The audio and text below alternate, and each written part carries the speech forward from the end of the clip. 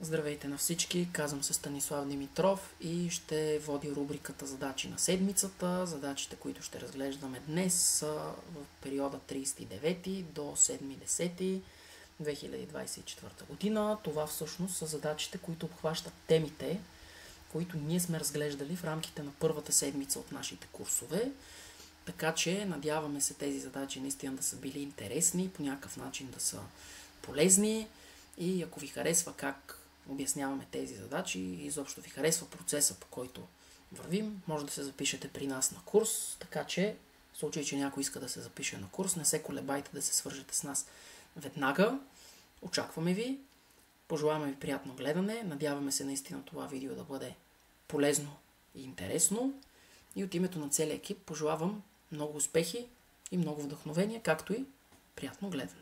Не забравяйте, че ако ви харесва това, което правим, може да се абонирате за нашия канал и да ни последвате на Facebook страницата, която е в описанието по-долу. Приятно гледане! Първата задача от това преседмично предизвикателство е задачата за втори клас, която звучи така. Едно двуцифрено число ще наричаме интересно, ако цифрата на единиците му е с 3 по-голяма от цифрата на десетиците. Тоест, единиците са по-големи от десетиците. Колко на брой са всички интересни числа? Ами най-логичното нещо, което ще направим тук е цифра на десетиците 1, означава, че цифрата на единиците трябва да бъде с 3 по-голяма 4. Повтаряме, цифра на десетиците 2 означава цифра на единиците 5 и по същия начин цифра на десетиците 3 води до цифра 6, 4 води до 7, 5 до 8 и 6 до 9. И всъщност колко числа са това? Ами нека ги преброим. 1, 2, 3, 4. Ами това са 6 интересни числа. С което тази задача е решена. Всъщност, едно като допълнително предизвикателство, което мога да даме, можем да кажем, че едно число е допълнително интересно, ако просто разликата в цифрите му е 3. Тоест тогава въпросът е какви нови числа могат да се получат. Но това го оставяме като допълнителна бонус задачка. С това приключваме коментарът по тази и се насочваме към следващата. Ето и нея, задачата за трети клас. Сега това са доста по-сложни задачи всъщност от тези, които правихме на първото занятие, но във всеки случай е много полезно човек да ги знае. Значи това са задачи, в които ето този минус тук, който създава големи проблеми на подточка А. Всъщност на подточка Б, вижте как имам и минуси делено пред хикс. Съответно, когато имаме такава задача, какво се случва? Значи първо можем да се отървем от това плюс 5 и задачата да ми стане 2 по, ето за подточка, 2 по скобичката, която имаме 8 минус 5 плюс 3 по хикс делено на 7. Това е равно на 17 минус 5, което е 12. Или като разделим на 2, като това 2 отиде от другата страна с обратен знак, 8 минус 5 плюс 3 по хикс, делено на 7, цялото в скоби, разбира се. Това е равно на 12 делено на 2, 6. И сега в такъв тип задачи ние учим нашите ученици на следното: опаковате ето този израз пред минуса с празно квадратче или празно правоъгълниче и записваме 8 минус правоъгълниче равно на 6. Защото това означава, че 8 е равно на 6 плюс правоъгълниче. И от тук задължително следва, че правоъгълниче е равно на какво? Е равно на 2. Да, но това какво означава? Това означава, че 5 плюс 3 по хикс делено на 7 е равно на 2. И това вече можем да го направим с познатата ни форма на рачешки задачи. Ако неизвестното ни число хикс е това квадратче, първото действие, което му се случва е по 3. Второто действие, което му се случва е плюс 5, тъй като това е следващото действие в скобите. Финалното ни действие е делено на 7, което е извън скобите. И получаваме 2. Съответно, 2 по 7 прави 14. 14 минус 5 прави 9. И 9 делено на 3 прави 3, което означава, че отговора на тази подточка е хикс равно на 3. Като пак отбелязвам, това е една доста трудна и сериозна задача. Наистина, ако заместите хикс равно на 3, ще видите, че този израз е верен. С това подточката на тази много трудна задача е решена. Продължаваме и с Б. Тя е по същия начин. Значи 28, ето това нещо го опаковаме в празно правоъгълниче, 16 делено на хикс, т.е. 28 минус празно правоъгълниче е равно на 24. Ние винаги се учим, че нещата с минуси се прехвърлят, особено когато съдържат неизвестно, се прехвърлят от другата страна с знак плюс, откъдето можем да кажем, че правоъгълничето е 28 минус 24, което е 4, или казано по друг начин, 16 делено на хикс е 4. И тъй като делено на хикс също е неприятно действие, взимаме хикс, прехвърляме го от другата страна, то става със знак по, значи такъв хикс ние наричаме лош хикс и той винаги отива от другата страна със знак плюс или по. Съответно, това е уравнението 4 по хикс равно на 16, откъдето следва, че хикс е 16 делено на 4 равно на 4, което е правилният отговор на тази задача. С това задачата за трети клас също е решена. Продължаваме и с задачата за четвърти клас. Записвам последователно числата 3, 7, 11 и така нататък, като всяко следващо число е с 4 по-голямо от предишното и започвам от 3. Колко числа съм написал до момента, в който последното записано число е 103? Ами значи ние нашите ученици ги учим да правят така. Записваме си, че имаме числата от 3 до 103. Те върват през 4 и формулата, която използваме е следната от най-голямото число. Изваждаме най-малкото, делим на стъпката, през която са, в случая 4, и плюс 1. Това е равно на 100 делено на 4, плюс 1, което е 25, плюс 1, което означава, че числата са 26. Сега тази формула, тя има доста така дълго и подробно обяснение. Ние тук просто я показваме като готова формула, но в рамките на нашите курсове много подробно обясняваме защо тя работи, как се случва и така нататък. Така че, ако желаете да разберете повече за нея, може да се запишете на курс при нас. Сега, за подточка Б, кое е 103-то число подред в тази редица, казваме следното. Ами окей, нека хикс е търсеното число. Значи, това е търсеното 103-то число. И всъщност ние учим учениците да запишат задачата така. От 3 до хикс през 4 има колко числа? Ами има 103 числа. Съответно от тук може да се направи уравнение. От хикс изваждаме 3, делим на стъпката 4, плюс 1 равно на 103. И това, подобно на задачата за трети клас, може да се направи с филмче. Това празно квадратче е нашия хикс. От хикс изваждаме 3. Полученото делим на 4. Това е стандартен трик в такъв тип задачи. Плюс 1, което прави 103. Съответно, като го върнем наобратно, 103 без 1, 102. 102 по 4, 408. И 408 плюс 3. Това става да бъде точно 411. Някои от коментарите всъщност какво казаха? Ами всъщност 103-то число към 3 да прибавим 102 пъти 4, което също е вярно. Така че верният отговор на задачата тук, това е числото 411, това е 103-то число. А ето тук числата са 26. И с това всъщност тази задача също е решена и надяваме се добре обяснена. Продължаваме и с задача 5 от 5 клас от училищната подготовка. Ако днес 9.10.2024 е ден сряда, то кой ден от седмицата ще бъде след 2025 дни? Ами ние знаем, че дните се повтарят през 7, т.е. 2025 ще го разделим с частно остатък на 7. 7 се побира 2 пъти в 20, 6, 62, 8 пъти се побира в 62, 56, тук какво става? 65 побира се 9 пъти, минус 63, остатък 2. Това какво означава? Значи, след 289 по 7, което се оказва, че е 2023 дни, отново ще бъде сряда, тъй като през 7 се повтарят дните. Т.е. това отново ще бъде ден сряда. Следователно, след 2025 дни ще е петък. С което тази задача много бързо и лесно беше решена. Продължаваме и със състезателната задача за 5 клас. Имаме числото А, което е 360 по 45.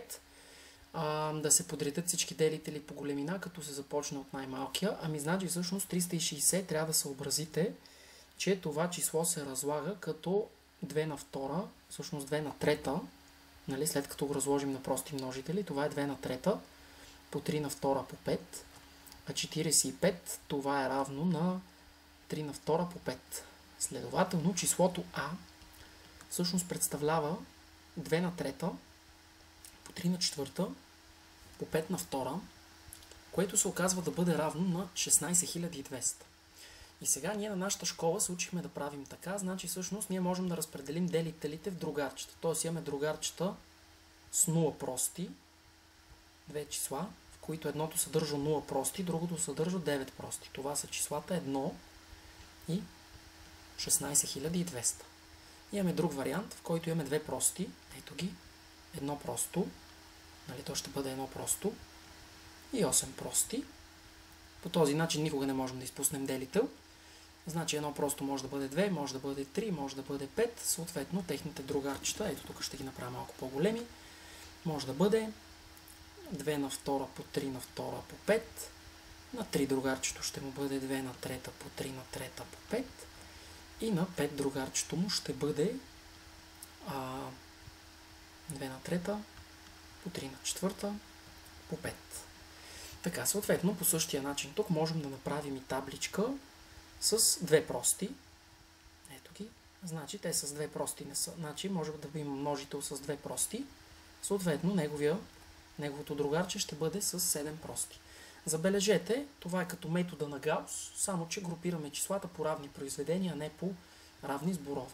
Съответно, можем да имаме прости 2 по 2, 4. Тоест можем да имаме 2 на втора.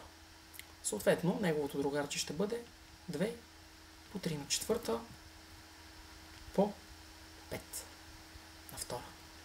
После можем да имаме 3 на втора, като неговото другарче ще бъде 2 на втора, 2 на трета, по 3 на втора, по 5 на втора. После можем да имаме, какво можем да имаме? 5 на втора, като неговите другарчета ще бъдат, неговото другарче е 2 на трета по 3 на четвърта. Разбира се, може да имаме 2 по 3, с другарче 2 на втора по 3 на трета по 5. Можем да имаме 2 по 5, което е 2 на втора по 3 на четвърта по 5. И можем да имаме и 5 по 3, чието другарче е 2 на трета по 3 на трета по 5. И всъщност до тук хайде да видим колко делители сме открили. Ами значи открили сме 1, 2, т.е. също заето имаме 1, 2, 3, 4, 5, 6, 7, 8, 9, 10 по 2. До тук имаме 20 делители. Като ги пресметнем, можем да ги подредим, но какви други случаи имаме? Ами можем да имаме с 3 прости и 6 прости. И разбира се, можем да имаме с 4 прости и 5 прости, които ще видим в следващите минути. Сега изчистваме дъската и ще направим варианта, с който имаме 3 прости на 6 прости. Като разбира се, най-лесният вариант, който имаме ние, разбира се, това е 2 на трета. Нали? Съответно, след 2 на трета какво имаме тук? Ами отдолу имаме 3 на четвърта по 5 на втора. Ето го. После ще пробваме тези с 2 двойки, т.е. имаме 2 на втора по 3. Съответно и 2 на втора по 5. Съответно, техните другарчета ще бъдат 2 по 3 на трета по 5 на втора. А тук ще бъде 2 по 3 на четвърта по 5. Така. Съответно, имаме с 3 двойки, с 2 двойки, сега можем с една двойка. Ами може да имаме 2 по 3 на втора, можем да имаме 2 по 3 по 5 и можем да имаме 2 по 5 на втора. И всъщност по този начин аз мога да изчерпя всичко с двойки. На 2 по 3 на втора, другарчето му е 2 на втора по 3 на втора по 5. На 2 по 3 по 5, другарчето му е 2 на втора по 3 на трета по 5. А на 2 по 5 на втора, другарчето му е 2 по 3 на 2 на втора по 3 на четвърта. Сега остават вариантите само с 5 и с 3. Съответно, варианта какъв може да бъде? Ами, 3 тройки можем да имаме.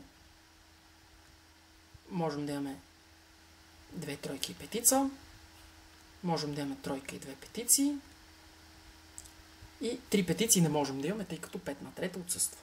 Съответно, на 3 на трета другарчето му, това е 2 на трета, по 3, по 5 на втора, на това другарчето му е 2 на трета, по 3 на втора, по 5, а на това другарчето му е 2 на втора, 2 на трета, по 3 на трета. Колко имаме тук? 1, 2, 3, 4, 5, 6, 7, 8, 9. 9 варианти имаме, в които 3 прости на 6 прости. И сега остава последния вариант с 4 прости на 5 прости. Съответно, него ще го запиша ето тук по-надолу. Значи 4 прости и 5 прости. Ето така. Сега това е нещото. Значи 4 двойки не можем да имаме, но можем да имаме 3 двойки и тройка. Съответно, тук ще имаме 3 тройки и 2 петиции. Тук можем да имаме 3 двойки с петица. Съответно, тук ще имаме 4 тройки. Тук ще имаме 4 тройки с друга петица. Продължаваме. Можем да имаме 2 двойки, комбинирани с 2 тройки. Можем да имаме 2 двойки, комбинирани с тройка и петица. Можем да имаме и 2 двойки, комбинирани с 2 петиции. Така. Съответно, какви са вариантите тук? Тук имаме 2 по 3 на втора, по 5 на втора. Тук имаме 2 по 3 на трета, по 5. Тук имаме 2 по 3 на четвърта. Сега вариантите за по една двойка. Можем да имаме двойка и 3 тройки. Можем да имаме двойка и 2 тройки с петица. Разбира се, можем да имаме варианта за двойка с тройка и 2 петиции. Двойка и 3 петиции не може да има, така че това изчерпва всички варианти двойката да участва като множител. Съответно, тук другарчетата са 2 на втора по 3 по 5 на втора. Тук другарчетата са 2 на втора по 3 на втора по 5. А тук е 2 на втора по 2 на втора по 3 на трета. И сега остават възможностите с 3 и 5, които възможности с 3 и 5 какви са? Значи можем да имаме 4 тройки. Така, съответно тук ще имаме 2 на трета по 5 на втора. Можем да имаме 3 тройки и петица, откъдето следва, че вариантите са 2 на трета по 3 по 5. Можем да имаме 2 тройки и 2 петиции, откъдето следва, че тук ще имаме 2 на трета по 3 на втора. Така. И всъщност варианти повече нямаме, тъй като няма как да имаме една тройка и 3 петиции. Съответно, тук вариантите са 9. Тук вариантите са 9. А тук отдолу 1, 2, 3, 4, 5, 6, 7, 8, 9, 10, 11. Значи всъщност, общо взето, ако преброим всички делители, те са 60 на брой. И ние сме ги описали в ето тези таблици. И в момента, в който ние пресметнем тези числа, можем да подредим тези делители по големина, като ние сега това няма да го правим, но задължително ще покажем долу в описанието линк към картинка, която е подредила всички тези числа, след като сме ги пресметнали, по големина. Значи всъщност идеята на тази задача е да демонстрира как изчерпателно можем да направим всички делители без да пропуснем нито един. Нали? Всъщност това е целият номер тук и затова тази задача е направена толкова дълга и толкова трудна, може би най-дългата задача в това предизвикателство. Линк към отпечатаните числа, които са към тези числа пресметнати и подредени, долу в описанието. С това тази задача приключва. Продължаваме с задачата за 6 клас от училищната подготовка. Имаме този израз и трябва да го пресметнем. Разбира се, ще започнем с тези две числа, които забележете. Това е положително число, това е отрицателно число, съответно отрицателното число е с по-голяма абсолютна стойност. Т.е. от 3,3 четвърти би трябвало да извадим минус 1 и 1 четвърт и след пресмятането им ще сложим минус, тъй като това е знака на числото с по-голямата абсолютна стойност. Сега плюс 5 е хубаво число, минус 7. Това всъщност е все едно изваждаме противоположното на 7, т.е. това е все едно събираме с 7. Минус плюс, този плюс тук той се поглъща и това всъщност става минус 9,5. И какво се случва тук? Това всъщност е равно на числото минус 2, забележете, 3 минус 1 е лесно 2, 3 четвърти минус 1 четвърт е 2 четвърти. Съответно 5 плюс 7 това е 12, минус 9,5. Съответно, това мога да го превърна в десетична дроб. Това е минус 2,5 плюс, тези двете, 12 минус 9,5, това всъщност е плюс 2,5, което са две противоположни числа и сборът им автоматично става 0, т.е. стойността на този израз тя е равна на 0. Хубава задачка за упражнение по действия с рационални числа, най-вече отрицателни такива. С това и тази задача е готова и се ориентираме към следващата ни състезателна задача. Продължаваме и със състезателната задача за 6 клас, да се напише формула, която описва всички естествени числа хикс, които удовлетворяват сравнението 8 по хикс плюс 19 сравнимо с 3 по модул 11. Първата ни работа е това число 19 да го заменим с остатъка му 8 при деление на 11. Следващата ни цел е това 8 трябва да отиде от другата страна със знак минус, но понеже 3 минус 8 не е възможно, общо взето това, което ще направим, ще запишем 3 като 14, защото 3 и 14 в крайна сметка дават еднакви остатъци по модул 11. По този начин 8 по хикс можем да го запишем, че е сравнимо с 14 минус 8, 6 по модул 11. Съответно, можем всичко да разделим на 2, като 2 и 11 имат нот единичка, т.е. нямаме проблем да разделим на 2 и получаваме сравнението 4 по хикс сравнимо с 3 по модул 11. Сега, 3 делено на 4 не може, затова се оглеждаме за числа през 11. Например, след 3 следва 14, то не се дели на 4. След 14 следващото е 25, което също не се дели на 4. Но последващото 36, наистина, вместо тук да пишем 3, можем да запишем 36, защото 3 и 36 дават равни остатъци и същевременно 36 ми разрешава да разделя на 4, при това мога да разделя безнаказано на 4, защото тези две неща са взаимно прости. Така хикс излиза да е сравнимо с 9 по модул 11, откъдето следва, че формулата за хикс, която ни трябва е 11 по k плюс 9, където k може да е число от 0 до където си пожелаем. И всъщност ето това е формулката, която ние изискваме в тази задача. Хубава задачка, основна за сравнения. Изобщо това нещо, ако човек се научи да го решава, открива врати към много трудни, много сложни задачи, в това число ребуси, дюфантови уравнения и каквото се сетите още. Надявам се да ви е харесала тази задача и да е била полезна. Преминаваме към следващата. 7 клас НВО, да се приведе в нормален вид многочлена А плюс Б минус С, тук малко странно се е пренесло, където А е този, Б е този и С е този, значи винаги когато заместваме изрази, букви с изрази, е хубаво да има и ето такива скоби. Това е основно правило, на което ние учим нашите ученици.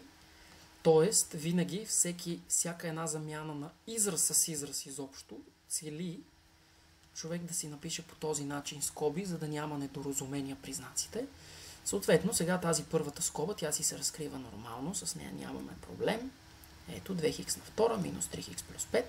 Съответно, тук тази също се разкрива нормално, минус х на втора плюс 8х минус 9, а тази се разкрива така, минус х на втора и всичко вътре си обръща знаците. Плюс 7х минус 15. Така. Всъщност ето А плюс Б минус С. Подчертаваме си подобните, значи 2х на втора, минус х на втора и минус х на втора, те се съкращават, защото става 0х на втора. Съответно си подчертавам минус 3 по х, плюс 8 по х прави плюс 5 по х, плюс 7х, това е 12х. И съответно останаха числата. Плюс 5, минус 9, минус 4 и още минус 15. Това нещо става минус 19. Значи нормалният вид на многочлена А плюс Б минус С, това е 12 по х минус 9. Какво цели да ви научи тази задача? Какво цели да припомни? Че винаги, когато заместваме израз с израз, трябва да имаме скоби и да внимаваме с знаците. След това приведението включва да открием подобните помежду си едночлени, да ги преработим и да стигнем до нормалния вид, в който няма повече подобни. С това тази задача приключва и се насочваме вече към най-трудните задачи, които са състезателните задачи за 8 и 9 клас в тази тема. Задачата за 8 клас се казва следното. На едно състезание има общо 4 по N ученици от 8, 9 и 10 клас, като всеки клас участват по равен брой, т.е. по N участници. по колко начина тези участници могат да образуват групи по четворки, като няма наредба между участниците в четворките и също така няма наредба между самите групи по четворки. Как ще се промени отговорът, ако има наредба в четворките? Ами, значи, вижте сега, за първата четворка имам n възможности за осмокласника, n за деветокласника, n за десетокласника, n за 11-класника. Във втората четворка имаме по същия начин n-1, n-1, n-1, n-1. И всъщност, като започнем така с падащо произведение, накрая ще имаме 2 по 2 по 2 по 2, по 1 по 1 по 1 по 1, като този израз, той очевидно е равен на n факториал на четвърта. Само че забележете, значи аз в момента очевидно не задавам наредба в четворките, тъй като мога да считам, че това е осмокласника, това е деветокласника, това е десетокласника, това е 11-класника. Нали? Тоест аз във всяка четворка първо си ги избирам осмокласник, деветокласник, десетокласник и 11-класник. Проблемът какъв е? Проблемът е, че това са варианти, когато четворките имат наредба помежду си. Защо? Ами защото, вижте, ако да кажем А, Б, В, Г са 4 човека, те могат да попаднат в тази първа четворка. Да, но това не пречи да разпределя първо всички останали и те да останат последни. Тоест, наистина, ако А, Б, В, Г са хора, които би трябвало да са в една четворка, аз тази четворка съм я броил n факториал пъти. Защо? Защото n факториал, това е броя начини да разбъркаме четворките помежду им. Да разбъркаме четворките. Значи всъщност отговорът на задачата, това е n на четвърта, което включва вариантите с наредба, да го разделим на n факториал, т.е. да разделим на броя наредбите между самите четворки и така отговорът става n факториал на трета. Нали? Защото ние, правейки този метод, ние всъщност тук задаваме наредба. Всъщност точно това илюстрира тази задача. Съответно, ние трябва да разделим на броя наредби, който е n факториал. А сега как ще се промени, ако има наредба в четворките? Ами във всяка четворка можем да наредим хората по 4 факториал начина.